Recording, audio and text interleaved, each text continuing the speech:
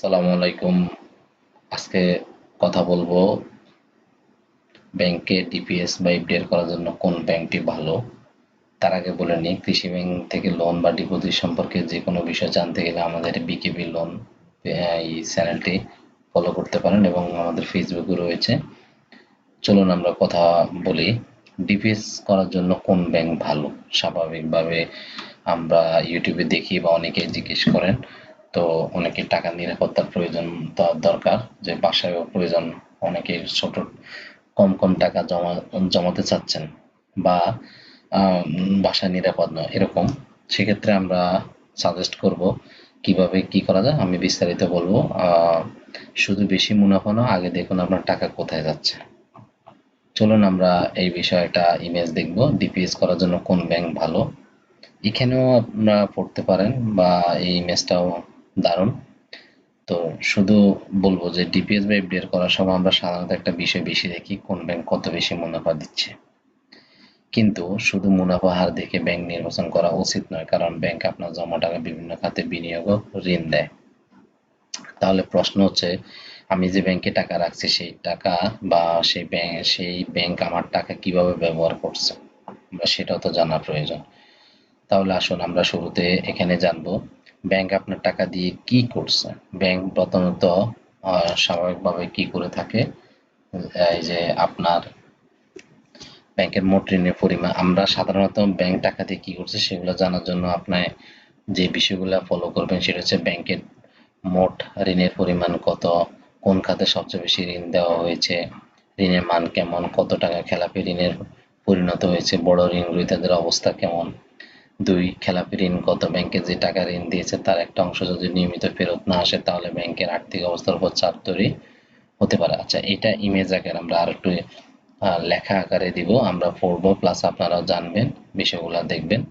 তো আমরা সাধারণত এখানে দেখি, এখানে আছে যে আমরা এখান থেকে বলি, আমার মতে শুধু মুনাফা হার দেখে ব্যাংক নির্বাচন করা উচিত নয়, কারণ আপনি যে টাকা ব্যাংকে রাখছেন ব্যাংক সে টাকা বসিয়ে রাখে না, ব্যাংক আপনার আমানতের টাকা বিভিন্ন খাতে বিনিয়োগ করে, ঋণ দেয় এবং অন্যান্য ব্যবসায়িক কার্যক্রম পরিচালনা করে।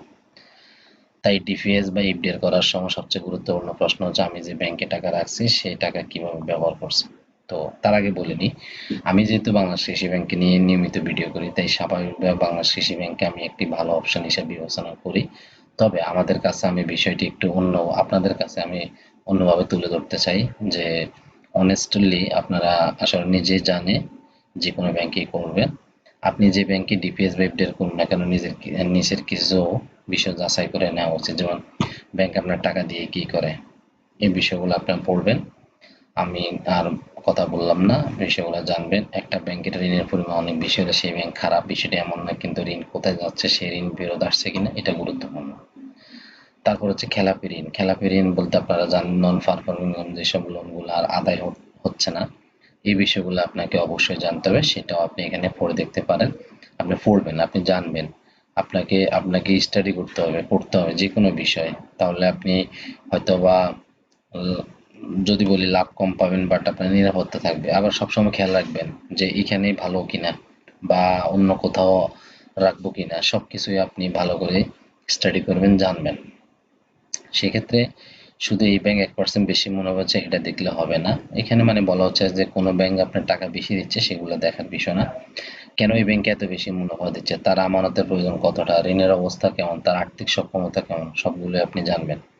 বড় বড় ঋণ কাদের দেওয়া হয়েছে, আরেকটা বিষয় হচ্ছে বড় ঋণগুলা কারা নিয়েছে। এই একটা ব্যাংক যদি অল্প কয়েকজন বড় ঋণ গ্রহীতার উপর অতিরিক্ত নির্ভরশীল হয় তাহলে ঝুঁকির বিষয়টি আলাদাভাবে বিবেচনা করা দরকার। আপনি ব্যাংকের মাসিক প্রতিবেদন, আর্থিক বিবরণী, প্রকাশের তথ্য থেকে ব্যাংকের বড় ঋণ গ্রহীতার বিষয়ে ধারণা নেবেন। আমি যদি আপনারা এটা পড়বেন, আপনার লেখাটা পড়বেন, লেখার ভিতরে আমি যে কথাগুলো বলবো সেগুলো একটু ফলো করবেন। আমি সাধারণত যেটা বুঝাতে চাচ্ছি সেটা হচ্ছে, কিছু ব্যাংক আছে আপনাকে অনেক লাভ দিবে, অনেক পার্সেন্টেজ দিবে, সেই টাকা নিয়ে তারা যে ব্যাংকে লোন দিচ্ছে ওই টাকাগুলো বিদেশে পাচার হচ্ছে কিনা, যাদেরকে দিচ্ছে সে টাকা আদায় হচ্ছে কিনা, এগুলো দেখবেন। না হলে হুট করে যে কোনো ব্যাংক ধস নেমে যেতে পারে, টাকা দেশের অর্থনীতির থাকছে নাকি অন্য কোথাও যাচ্ছে, এটা একটা বিষয়, এটা বিদেশে পাচার হওয়ার বিষয়টা, এটা আপনি খুবই জরুরি। তো এটা ভালো করে জানবেন। শুধু মুনাফার হাত দেখে সিদ্ধান্ত নেবেন, যেটুকু আমি একটু আগে বললাম। হয়তো কোনো ব্যাংকে আপনাকে 11% 12% দিচ্ছে, কিন্তু সেটা দেখে কিন্তু আপনি লোভে পড়বেন না। আপনি প্রথম দেখবেন আপনার টাকাটা নিরাপদ কিনা, আপনি মূল লাভের টাকা আছে, আপনি যে মেইন টাকা জমাচ্ছেন রাখছেন সেটাই নিরাপদ কিনা। একটা সময় তেমন হবে ভাই আমার মূল টাকাটা দিয়ে আমি লাভের প্রয়োজন নেই, এই যেন সিচুয়েশন না পড়েন। অর্থাৎ এগুলো দেখবেন আমি অতিরিক্ত মুনাফার বিনিময়ে অতিরিক্ত কি ঝুঁকি নিচ্ছি। আচ্ছা যাক, এই বিষয়গুলা অবশ্যই বেশি মুনাফা মানে বেশি ঝুঁকি, এটা আপনি দেখতে হবে। তাহলে বাংলাদেশ কৃষি ব্যাংক কেমন? আমি যেহেতু কৃষি ব্যাংকের বিষয়টা বলতে চাই, আমি সংক্ষেপে পুরোটা বলে দিই, আপনি পুরোটা পড়বেন যেহেতু লেখাটা আমি আপনার ভিডিওর মধ্যে এনেছি। বিষয়টা হচ্ছে এইভাবে যে আমি সংক্ষেপে যদি বলি, বাংলাদেশ কৃষি ব্যাংক সাধারণত আমরা জানেন যে কৃষি বিষয়ক লোন দিয়ে থাকে। আর এই কৃষি বিষয়ক লোনগুলা সাধারণত বেশি হয় না। সাধারণত আমরা দেখলাম যে বেশিরভাগই দেখি আর কি, সেক্ষেত্রে 1 লাখ টাকার নিচেই লোন হয়। আর বড় কিছু সিসি লোন বা কিছু লোন আছে প্রকল্প লোন, ওগুলো 4 লাখ 5 লাখ 1 কোটি 2 কোটিও আছে। কিন্তু যখন হাজার কোটিতে যাবে তখন আপনি দেখবেন যে আপনার ব্যাংক নিরাপদ না। আর যে টাকাগুলো আছে সেই টাকাগুলো বাংলাদেশ কৃষি ব্যাংকের টাকাগুলো দেশের মধ্যেই আছে। সো আপনি অন্তত এখন পর্যন্ত এই ব্যাংকটি এখনো পরিষ্কার, এবং আপনি নির্ভয়ে এই ব্যাংকটির করতে পারবেন। কোনো ব্যাংকই শুধু ভালো বা খারাপ বলে আপনি এটা বিবেচনা রাখবেন না। ডিপিএস করার আগে যে 7টা বিষয় দেখবেন: ব্যাংকের আর্থিক প্রতিবেদন, খেলাপি ঋণ, বড় ঋণ গ্রহীতারা টাকা পাচার করতেছি না বা রাজনৈতিক কোনো অবস্থার মধ্যে আছে না, শেয়ার বাজারের বিষয়টা আছে কিনা, কেউ শেয়ার কিনছে, দেখবেন যে বড় বড় নেতা রাজনৈতিক ব্যক্তিরা শেয়ার কিনে কিন্তু আপনার ব্যাংকের দশ নামে ফেলতে পারে। তো সেগুলো দেখবেন, সেক্ষেত্রে কৃষি ব্যাংক অবশ্যই ভালো, আমি এটা বলবো এখন পর্যন্ত ভালো। পরবর্তীতে কি হয় সেটাও আপনি চোখ রাখবেন। এটাই হচ্ছে আমার কথা, যে আপনারা অনেকেই যারা মিডল ক্লাস, কষ্টের টাকা অর্জন করে কিছু টাকা জমাতে চাচ্ছেন, তাদের জন্য বা যারা নারীরা আছেন তাদের জন্য কিন্তু এই ভিডিওটা খুবই গুরুত্বপূর্ণ। আমি বুঝতে পারছি কিনা জানি না, তবে আমি বলবো কৃষি ব্যাংককে বলবো যে কৃষি ব্যাংকে আপনার হারানোর ভয় নেই, কারণ এখন পর্যন্ত নেই। কারণ পৃথিবীর কোনো কিছুই কিন্তু 100% নিশ্চয়তা দেওয়া যাবে না। তবে আপনি চোখ কান খোলা রাখবেন, সবকিছু জানবেন, সবসময় অবস্থা বুঝবেন, ভবিষ্যতে কোনো প্রবলেম হলে টাকা সরাই ফেলবেন, এটাই হচ্ছে আপনার নিয়ম। তবে এই মুহূর্তে এখনো কৃষি ব্যাংক নিরাপদ, কারণ তারা যে পরিমাণ টাকা লোন দিচ্ছে সব টাকা দেশের মধ্যেই আছে, দেশের টাকাই তারা ব্যবহার করছে, তাদের টাকা বিদেশে পাচার হওয়ার সুযোগ এখনো নেই বা হওয়ার সম্ভাবনা খুবই কম, কারণ তারা লোন দিচ্ছে কৃষি বিষয়ে। সো আপনি প্রবাসী লোন, বাইরের লোন, কারখানার লোন, এই টাইপের লোনগুলো সাধারণভাবে কৃষি ব্যাংক খুব কমই দিয়ে থাকে, আর দিলেও দু একটা, এটা আপনার নিজস্ব কোনো 10,000 20,000 30,000 করে কৃষি ব্যাংক লোন দিচ্ছে, এই ধরনের মধ্যে কৃষি ব্যাংক রিস্ক এখন পর্যন্ত নিচ্ছে না। তো আসলে আমি যেটা বুঝেছি যে যারা ডিপিএস বা এফডিআর করতে চান তারা কৃষি ব্যাংকটা বিবেচনা করবেন, অবশ্যই কৃষি ব্যাংকের মধ্যে যান, 2 টাকা কম পেলেও আপনি টাকা নিরাপত্তা এখনো আছে।